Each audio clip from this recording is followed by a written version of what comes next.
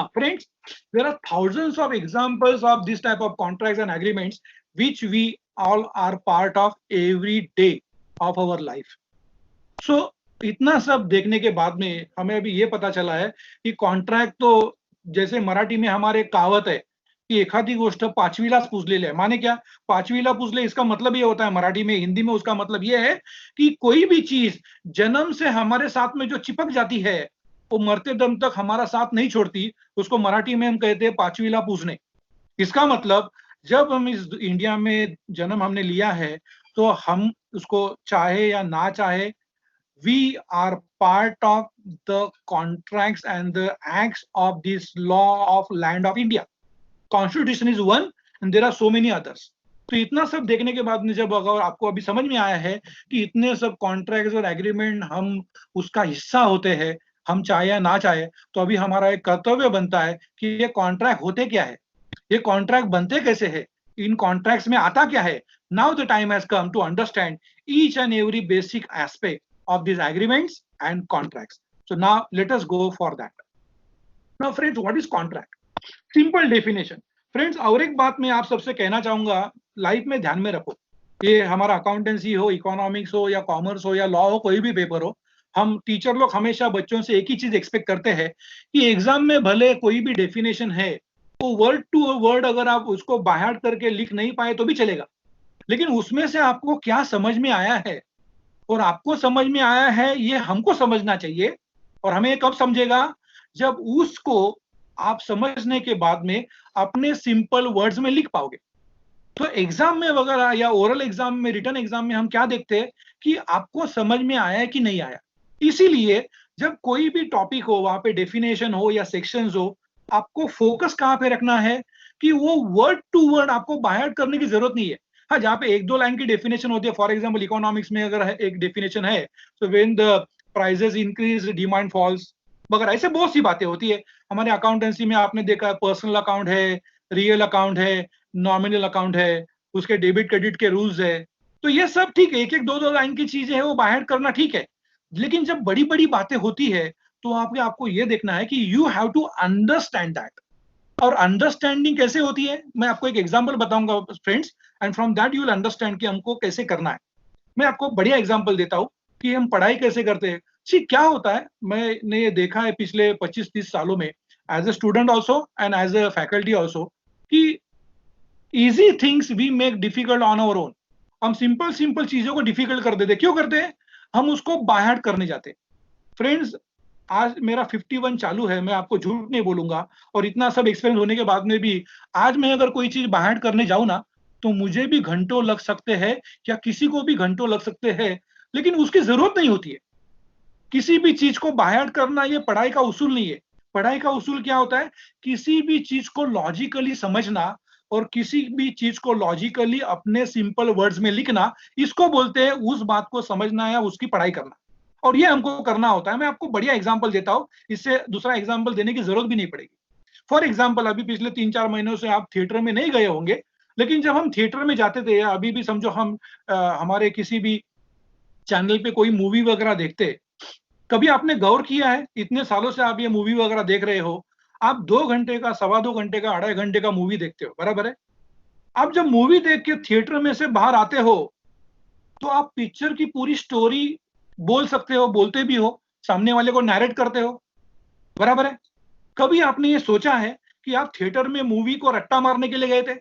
कोई मूवी का रट्टा नहीं मारता है, लेकिन वो मूवी को इतने ध्यान से देखता है, कॉन्सेंट्रेशन से देखता है, 100% फोकस होकर देखता है कि उसकी वो मूवी जो है, जो ऑडियो विजुअल फॉर्म में होती है, उसके दिमाग में बैठ जाती है। तो फ्रेंड्स, इसका मतलब यह है कि किसी भी चीज को समझने के लिए रट्टा मारना जरूरी नहीं होता है। उसको आप ढंग से समझो, जो आज हम करने वाले हैं, तो वो चीजें आपके लिए आसान हो जाती है। एक बात का आपको ध्यान रखना है कि कभी कभी 1-2-3 लाइन में कुछ चीज होगी तो आप रट्टा मार सकते हो, लेकिन चीज जब बड़ी बड़ी होती है तो रट्टा मारने की जरूरत नहीं होती है। उसको लॉजिकली समझो और उसमें जो कहा गया है वो अपने वर्ड्स में लिखो। आपको सही दिया जाएगा, आपको मार्क्स मिलेंगे, आपको ग्रेड्स मिलेंगे। स्पेशली ग्रेजुएशन में, जब आप बच्चे ग्रेजुएशन करते हो, now you are in second year, हम लोग ये देखते हैं कि आपको सेक्शन भी नहीं आएगा, किसी ऐप का चलेगा, आपको वर्ड टू वर्ड वर्बेटिम वो लिखने नहीं आएगा तो भी चलेगा, लेकिन उसमें जो कहा गया है अगर आपको समझता है, that is more than sufficient. And if you can write that in the exam paper in your own simple words, we are there to consider that, and we are there to give you marks for that. Okay, so that should be your aim. Your aim should not be to by heart everything. Your aim should be what? To understand each and everything logically and in an analytical manner. So with that, now we'll proceed further. Friends, अगर कोई भी आपको पूछेगा कि contract क्या होता है, तो कॉन्ट्रैक्ट का डेफिनेशन तो यही है, an agreement enforceable at law is a contract. इसका मतलब क्या है, अभी हम एग्रीमेंट देखेंगे आगे जाके, लेकिन कोई भी एग्रीमेंट दो पार्टी में जब होता है, और वो एग्रीमेंट जब दो पार्टी में होता है, और उस एग्रीमेंट में दोनों पार्टी ने जो एग्री किया हुआ है, उसमें से जो भी एग्री किया है वो अगर सामने वाली पार्टी या दोनों में से कोई भी पार्टी नहीं करती है, तो उसके खिलाफ अगर उस एग्रीमेंट के तहत हम कानून का दरवाजा खटखटा सकते हैं और कोर्ट में जाके केस दाखिल कर सकते हैं। इसका मतलब that agreement is enforceable at law, and when the agreement is enforceable at law और बाय लॉ, उसको लॉ की भाषा में कहा जाता है कॉन्ट्रैक्ट। तो कोई भी अगर आपको कहेगा कि कॉन्ट्रैक्ट क्या होता है, तो एक लाइन में आपको यह बोलना है, कोई भी एग्रीमेंट जो कानून में, उसका मतलब है, इसका मतलब क्या कि अगर कल को कुछ ऊंच नीच हो गई और हमको उस एग्रीमेंट के तहत कोर्ट का दरवाजा खटखटाना पड़े और कोर्ट में हमारी सुनवाई अगर होगी, इसका मतलब वो एग्रीमेंट क्या है, कॉन्ट्रैक्ट है। इसका मतलब क्या, दूसरा मतलब ये निकलता है कि that agreement which cannot be enforce at law और by law is not a contract.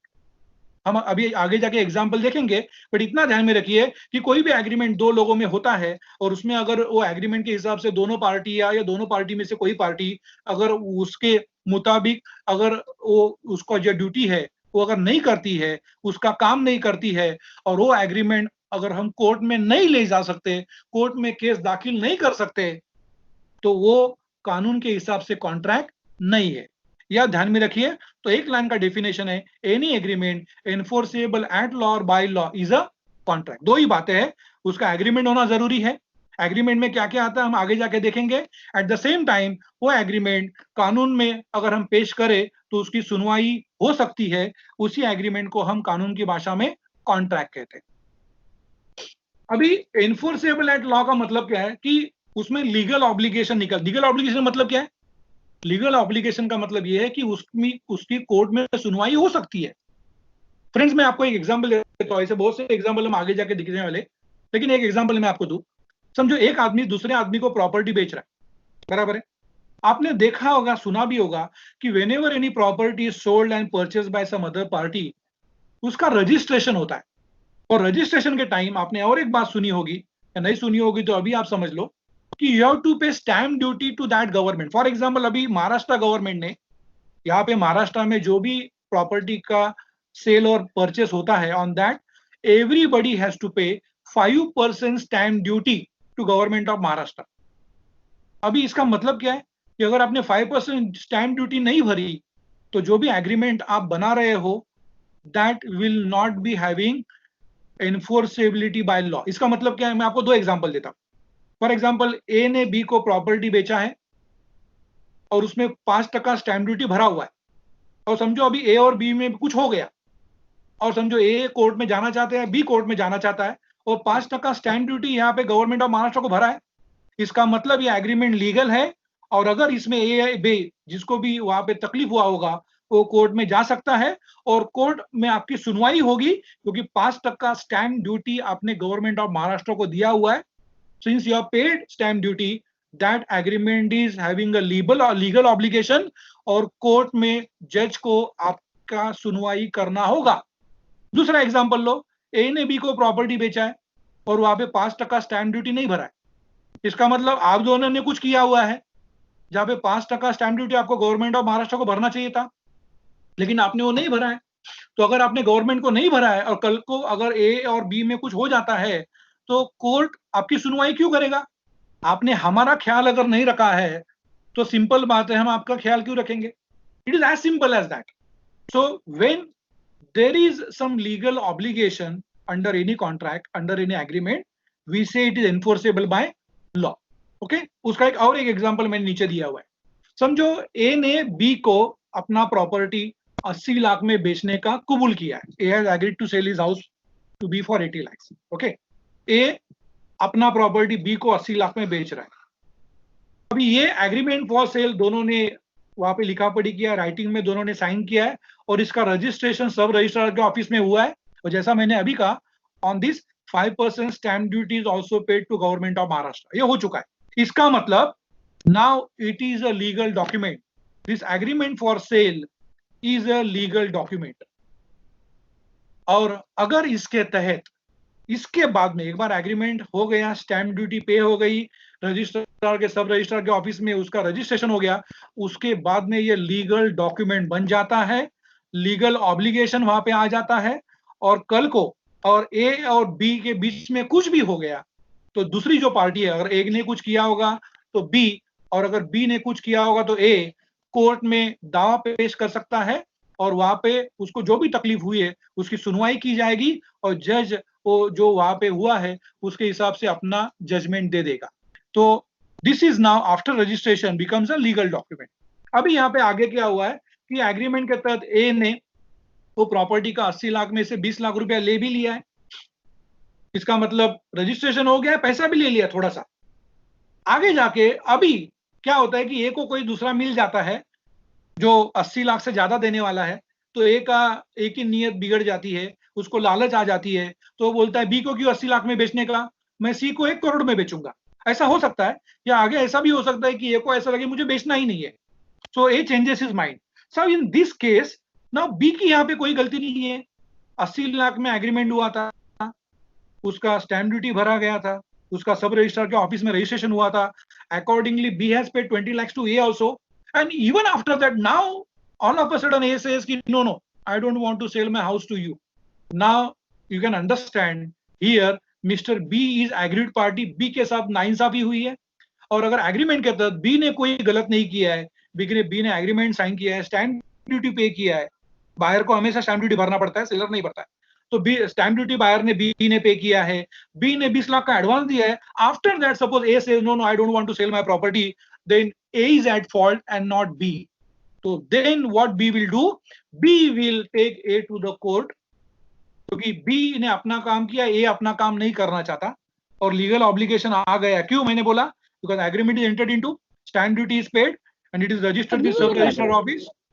So now B will take A to the court, and B will get not only the possession of the property by paying remaining 60 lakhs, अगर B चाहे तो अलग से compensation और damage, उसको जो तकलीफ हुई है, मानसिक जो उसको तकलीफ हुई है, उसके लिए भी वो अलग से पैसा ए से मांग सकता है, और जज उसके बाजू से उसके फेवर में जजमेंट देता है नॉर्मली इस केसेस में। नाउ फ्रेंड्स, ये आपको समझना बहुत जरूरी है। 2 लाइनें जो मैंने लिखी है, ये एग्जाम में ऐसा क्वेश्चन हम पूछते हैं। ये जो अभी मैंने सामने लिखा, ऐसा क्वेश्चन हम आता है। क्या क्वेश्चन आता है? क्वेश्चन ऐसे आता है, every contract is an agreement explain. ऐसा आपको क्वेश्चन आएगा, every contract is an agreement explain. या आपको क्वेश्चन आएगा जो आगे मैंने दिया है, वो every agreement is not a contract explain. तो उसके लिए आपको यह समझना है कि कॉन्ट्रैक्ट क्या होता है, एग्रीमेंट क्या होता है। देखो, हम नॉर्मल भाषा में कहते हैं, आपको पता है कि जब हम शादी की बात करते हैं, मैं शादी का एग्जाम्पल क्यों देता हूं, क्योंकि इस उम्र में ये एग्जाम्पल फट से समझ में आता है, और एग्जाम्पल वही देना चाहिए जो झट से समझ में आए, और उसके बाद दूसरे एग्जाम्पल की जरूरत ना पड़े। तो जब शादी की हम बात करते हैं तो नॉर्मली आपको एक प्रोसीजर पता होगा कि पहले एंगेजमेंट होती है और बाद में शादी होती है। मैंने तो आज तक अभी तक ऐसा सुना नहीं कि शादी हुई है बाद में एंगेजमेंट हुआ है, तो ऐसा नहीं होता है।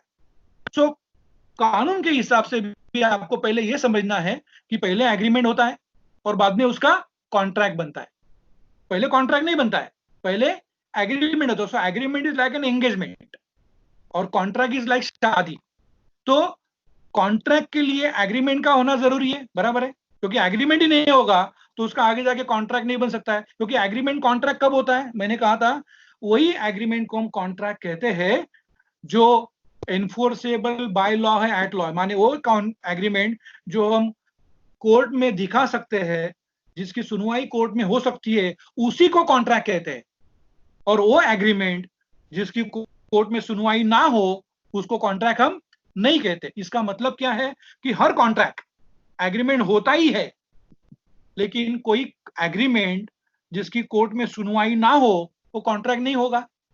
इसका मतलब ये है कि हर कॉन्ट्रैक्ट एग्रीमेंट होता ही है, लेकिन हर एग्रीमेंट कॉन्ट्रैक्ट हो इट डिपेंड्स। अगर उसकी कोर्ट में सुनवाई होगी तो कॉन्ट्रैक्ट होगा, उसकी कोर्ट में सुनवाई नहीं हो सकती तो एग्रीमेंट कॉन्ट्रैक्ट नहीं होगा। तो this second line says every agreement need not be a contract. और इसके बहुत से एग्जांपल हम अभी नीचे देखेंगे कि एग्रीमेंट है लेकिन वो कॉन्ट्रैक्ट नहीं बन सकता। क्यों? अगेन आई रिपीट, क्योंकि कोर्ट में उसकी पेशी या सुनवाई नहीं होगी। अभी हम एग्जांपल देखते हैं। So what is contract? It has to be agreement plus it should be enforceable by law. कानून में उसकी सुनवाई होनी चाहिए।